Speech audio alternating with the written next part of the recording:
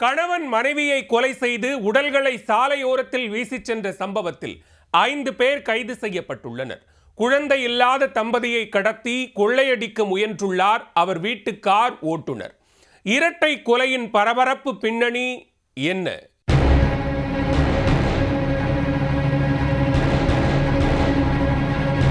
தருமபுரி அடுத்த அதியமான் கோட்டை சிப்காட் பகுதியில் கடந்த 24ஆம் தேதி அடையாளம் தெரியாத ஒரு தம்பதியின் உடல்கள் கிடந்தன. கத்தியால் குத்தி கொலை செய்யப்பட்ட நிலையில் உடல்களில் காயங்களுடன் அழுகிய நிலையில் இருவரின் உடல்களும் இருந்தன. அதியமான் கோட்டை போலீசார் இருவரின் உடல்களை மீட்டு கொலை செய்யப்பட்ட இறந்து கிடந்தவர்கள் குறித்து விசாரணையை தொடங்கினர். கண்காணிப்பு கேமராக்களில் பதிவான காட்சிகளை வைத்து நடத்தப்பட்ட விசாரணையில் சந்தேகத்திற்கு இடமளிக்கும் வகையில் சென்ற ஒரு காரின் பதிவு எண் கிடைத்தது.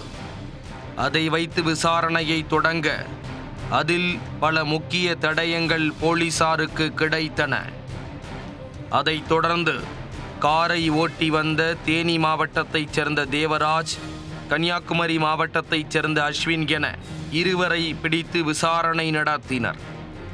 அப்பொழுது கொலை செய்யப்பட்டு சாலையில் கிடந்த இரு உடல்கள் தேனி மாவட்டத்தைச் சேர்ந்த மணிகண்டன், அவரது மனைவி பிரேமலதா என்பது தெரிய வந்தது. மணிகண்டன் கோவை மை-B3 நிறுவனத்தின் மூத்த அதிகாரியாக பணியாற்றி வந்துள்ளார்.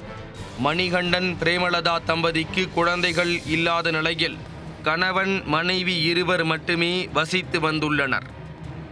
மணிகண்டன் வீட்டில் தற்காலிக கார் ஓட்டுநராக தேனியைச் சேர்ந்த தேவராஜ் என்பவர் வேலை செய்திருக்கிறார்.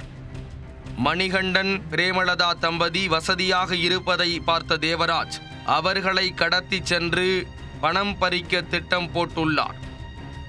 இதற்காக தனது நண்பர்கள் அஸ்வின், தருமபுரியைச் சேர்ந்த சபரி, பிரவீன்குமார், நந்தகுமார் ஆகியோரை தேனி மாவட்டத்திற்கு வரவழைத்துள்ளார். கொடைக்கானலில் ஒரு இடம் விற்பனைக்கு உள்ளது, அதை பார்த்து வரலாம் என்று கூறி மணிகண்டன் பிரேமலதா தம்பதியை காரில் அழைத்து சென்றுள்ளார். தொடர்ந்து ஆள் நடமாட்டம் இல்லாத ஒரு பகுதிக்கு சென்று மணிகண்டன் அவரது மனைவியிடம் இருந்த செல்போன்களை பறித்துள்ளனர். இருவரையும் அடித்து மிரட்டி மை-B3 ஆப்பில் உள்ள கோடிக்கணக்கான பணத்தை தனது வங்கி கணக்கிற்கு மாற்றுவதற்கு முயற்சி செய்துள்ளார் தேவராஜ்.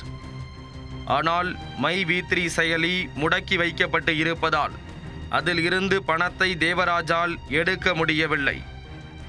இருவரையும் உயிருடன் விட்டால் போலீசில் காட்டிக் கொடுத்து விடுவார்கள் என அஞ்சி மணிகண்டன் பிரேமலதா தம்பதியை கத்தியால் குத்தி கொலை செய்துள்ளனர்.